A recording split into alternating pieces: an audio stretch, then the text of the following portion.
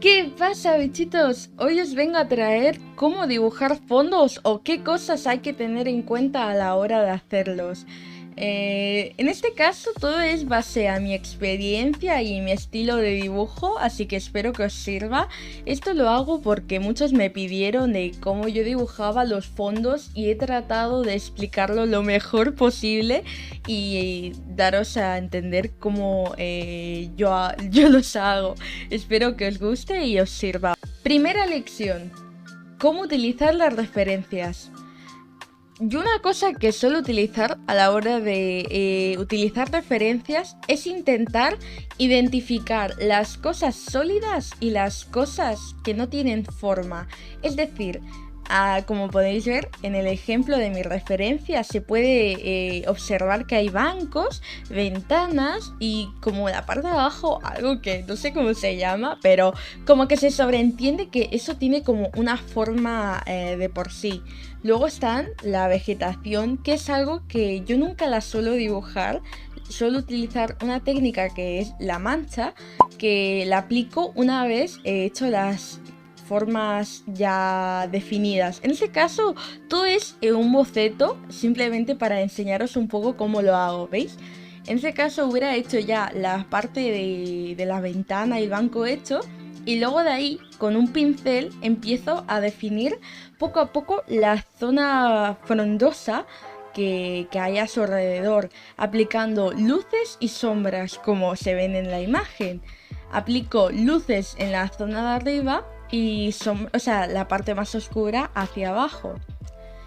Para definir un poco sobre las hojas que hay, solo primero a veces hacerlo en blanco y negro, luego agrego una capa de color y hago que se mezclen, y de ahí le voy aplicando negros y tonos más amarillentos para darle profundidad, y lo que sería la zona de luz es como las hojas que suelen sobresalir entre toda la zona llena de hojitas y todo. Aquí es como lo podéis ver. Me cuesta un poco explicar cómo lo hago, la verdad, por eso he tratado de hacer vídeo de cada cosa a detalle. Por ejemplo, en este caso lo mismo, no me paro a hacer las florecitas, simplemente le hago la forma con manchitas y que medio se entienda. ¿Veis? Ahí le aplico más colores, etc, etc. La distancia del paisaje. Vamos a empezar a que a la hora de dibujar hay que tener en cuenta lo que viene siendo la cercanía y la lejanía. Cuanto más lejos suele estar el objeto o lo que tengamos como tal, suele ser mucho más clarito. Sobre todo en los paisajes es donde más se marca este tipo de cositas, y esto es debido a la atmósfera, que lo que hace, si no recuerdo mal, es con las partículas del aire, hace que se vuelva todo mucho más clarito, más azulado, a veces más blanco todo, y por eso un efecto visual que podemos aplicar muchas veces a la hora de hacer fondo es que la parte donde está más cerca es a hacerlo muy oscuro, y mientras vamos tirando hacia atrás ir, ¿cómo se diría? Así, aclarando más el paisaje. Aquí más o menos quise hacerlo sin detallar tanto, simplemente para daros a entender el concepto. Y aplicando lucecitas pequeñitas y listo. ¿Cómo dibujo las zonas frondosas? Para empezar, algo que me gustaría aclarar es que yo utilizo el Paint Tool 6, y gracias a esto yo pude configurar un pincel que se me hizo de mucha facilidad a la hora de hacer este tipo de dibujos. Les dejaré aquí la configuración para aquellos que lo quieran tener. Y una cosa que me gusta mucho es que se mezclan los colores.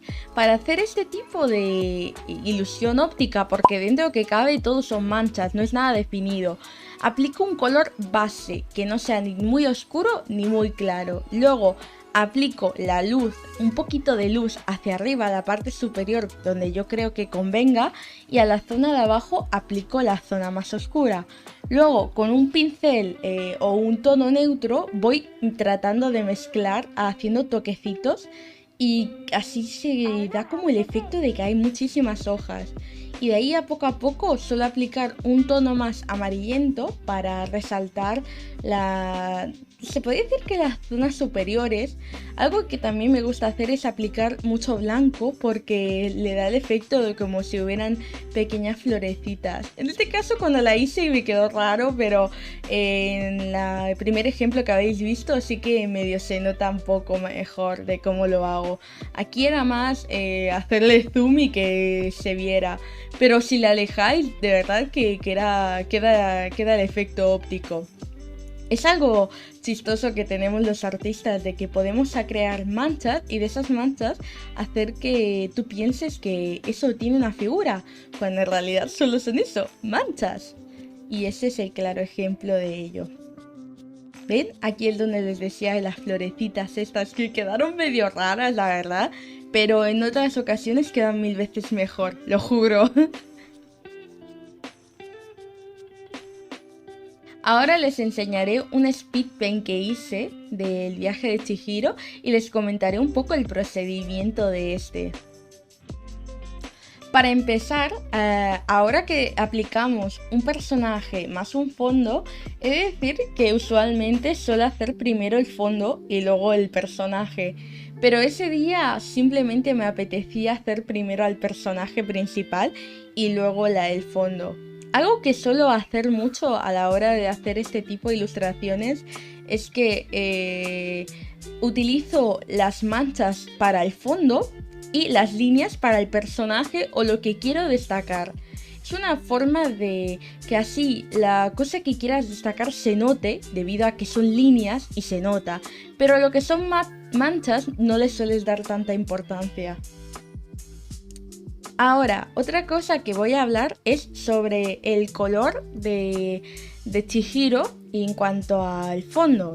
Veréis, muchas veces pasa que cuando estamos coloreando un dibujo, el personaje, o sea, cuando coloreamos el dibujo con el fondo y todo, vemos que el personaje como que no entona los colores que merece junto al fondo. Es como que queda que no está dentro de esa composición. Por eso es importante aplicar luego un color dominante al personaje principal que estemos haciendo. Luego lo veréis aquí en el speed paint del viaje de Chihiro, pero os dejaré aquí unos ejemplos de a lo que me quiero referir.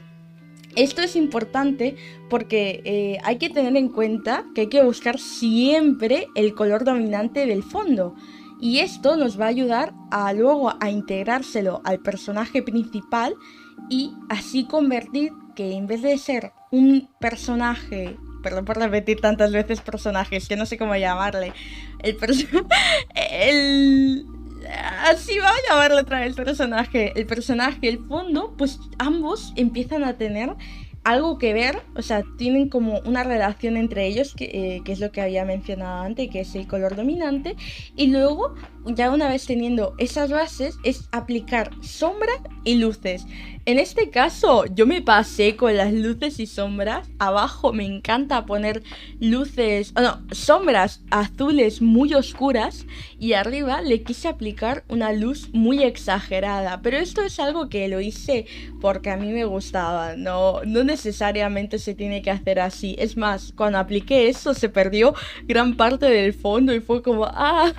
¡Qué pena! Todo lo que me costó hacerlo. Aquí veis otra forma de que tengo a la hora de hacer flores, que en este caso como se eran más detalladas, lo que hacía era aplicar la forma y luego pues ir coloreándolas por dentro un poquito y darles la forma y jugar con los colores para que se integren un poquito. Es lo que decía antes, tener en cuenta el color dominante del fondo y aplicarlo en pequeñas zonas es muy importante. ¿Ven? Ahí aplico el verde, que si en la parte rosa de las florecitas hay tonalidades azules, otra es verdes, y así en todas partes. Y es eso lo que decía, es importante integrarlos para que todo tenga como una conexión o coherencia.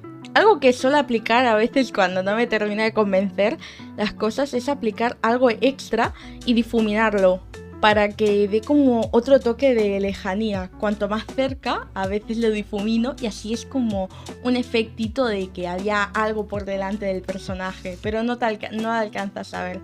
Aquí es lo como decía de aplicar luces y sombras dan debido a lo que se adecua al fondo, y partículas, que eso ya es opcional, que a mí me encanta aplicarlas. Y ya estaría. Luego hay pequeños detalles en el pelo, cosas así sin importancia. No siempre hay que hacerlo, pero en mi caso, mi estilo de dibujo me gusta mucho hacerlo. Espero que os haya gustado el vídeo de hoy. Tengo pensado hacer más vídeos detallados o intentarlos que sean más detallados que este, explicándolo más paso a paso, pero eso dependerá de si queréis, claro. Pero otra cosa que también quería recordar es que esto es base a mi forma de dibujar. No quiere decir que así sea siempre. Todo el mundo está abierto a experimentar técnicas y a probar cosas nuevas, y les animo a todo el mundo a tratar de hacerlo. Esa es la forma que a mí más me gusta y me siento cómoda hacerlo. Así que espero que os haya ayudado. Así que bye bye bichitos, nos vemos en el próximo video.